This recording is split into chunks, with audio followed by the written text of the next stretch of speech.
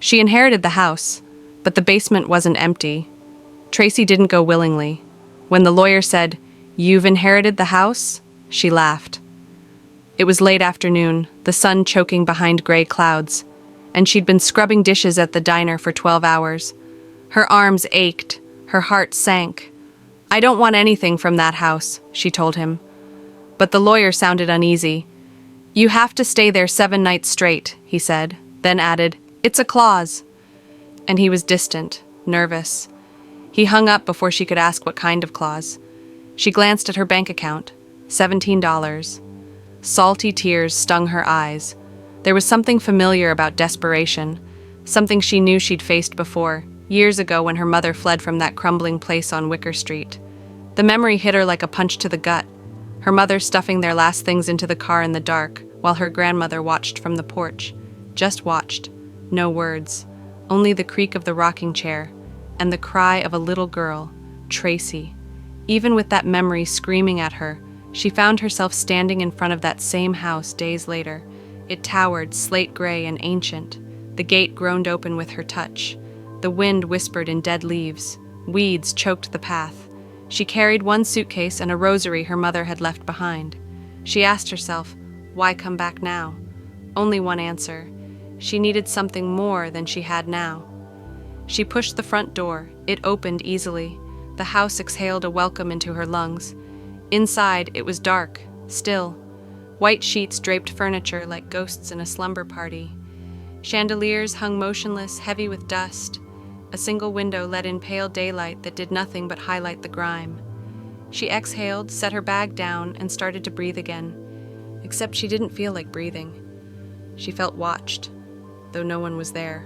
She spent the first day cleaning. She removed sheets, dusted surfaces, cleared the floor. She lit candles at dusk. Her phone had spotty signal, but she texted her friend to say she was okay. She ate stale bread from the pantry, boiled water for tea.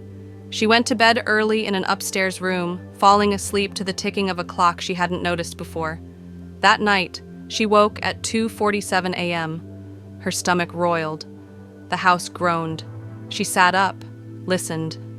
There was a sound, a low, rhythmic pulse. Thump, drag, thump, drag. She froze. The sound was coming from beneath the bedroom floor.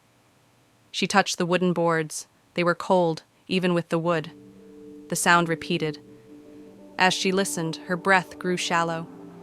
She slipped out of bed, moving barefoot down the hallway, past family portraits with the eyes blacked out by years of dust, past the cracked wooden floors, down the stairs. The sound led her to the kitchen. Behind the pantry door, she saw it. A seam in the wall. A hidden door, heavy and worn. The chain wrapped around the handle, thick and rusty. She froze, went back to bed. Sleep eluded her. She lay awake, eyes wide, imagining faces in the dark. Next morning, she found a brass key taped under her bedside table. The metal was cold, unexpected. She stared at it, fumbled it. It fit the lock. She stepped into the hallway, heart pounding, and returned to the pantry, opened it, slid the shelves aside. The door stood waiting. She closed her eyes, pulled the chain. The door creaked open and darkness poured out.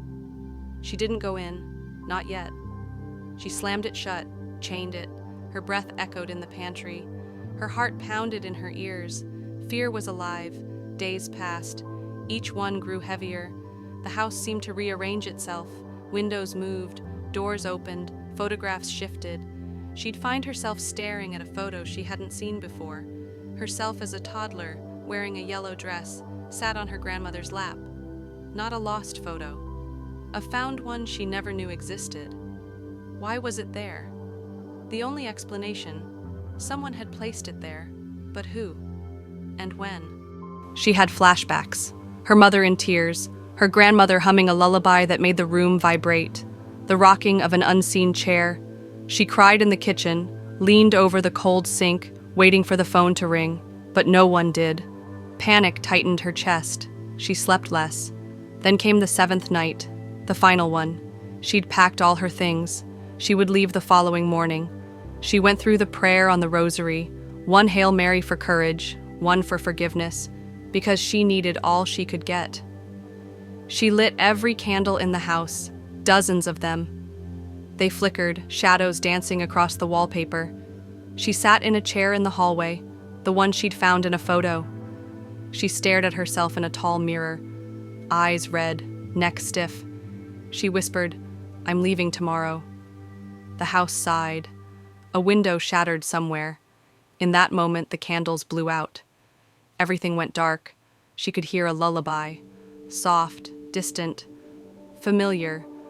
Her mother's voice, no sweet tone, crooked, broken, coming closer. She walked blind toward the voice.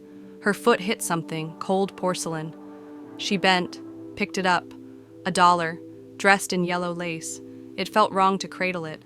She shuddered. The lullaby stopped. Then, feet walking behind her. No footsteps. More like crawl. Maybe she imagined. But then she heard her name whispered. Tracy. Drawn out, broken. She spun. Nothing. The hall stretched infinitely. Candles relit by themselves, then extinguished, over and over. Panic roared. She dropped the doll and ran. Doors slammed shut. Walls shifted. She sprinted through the dark corridors, but she ended up in the basement pantry, staring at the hidden door. She didn't want to go down there, but the house was pushing her. She turned the key, went inside. Stairs descended faster than she expected. She landed in darkness. The door slammed above her. Candles illuminated themselves along the walls, lining the stairs. She walked down shaky. Walls pulsated. Every step echoed. She reached the bottom. She gasped. There were shelves, jars full of teeth, hair, cloth, herbs, powders. In the center, the rocking chair. On it, the doll, bigger, alive-looking, breathing. She glanced down and saw her yellow dress rolled at its feet. That same dress. Her childhood dress. She reached for it, shaking, fell to her knees, whispered, "Why?" The doll tilted its head, a note pinned. She never left. Then the doll smiled, its eyes glinted. Her grandmother's voice filtered through the darkness. "You came back. You belong." Tracy felt cold creep into her bones. She shook. She whispered, "Let me go." The rocking chair began to rock on its own. Laughter echoed. Soft, girlish, then warped. Laughter behind her. She turned. Porcelain faces, children, lined the walls. Dolls, dozens of them, eyes glowing. They began to sing. In unison, "Welcome home, Tracy." She rose, choking back tears. She staggered to the stairs. Tried the key. It broke. Jumbled words formed in her mind. She said, "Burn it." She turned and kicked the doll. It cracked, shattered. The lights burst out. Candles blew out. She ran up, blinded. The singing stopped.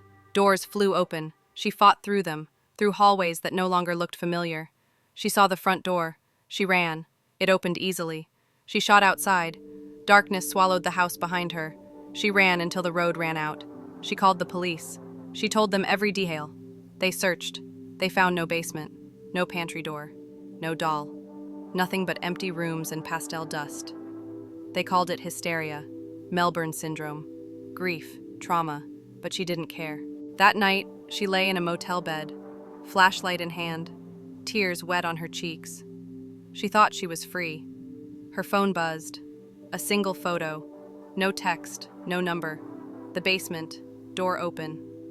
And a shape in the dark. She dropped the phone, cried out, because she realized none of it ended until the house said so, and it wasn't done with her yet.